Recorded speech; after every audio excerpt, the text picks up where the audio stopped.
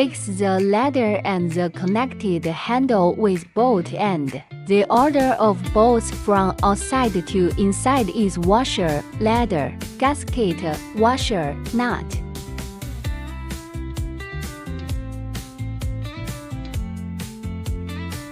Place the assembled ladder in the installation area, align it with the hose, and tighten the screws to secure it.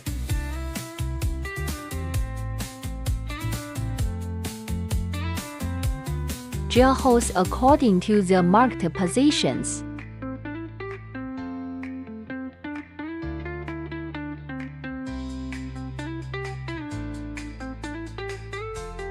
Place assembled ladder in installation area. Adjust installation position to ensure that the ladder can be folded and extended. Mark installation hole.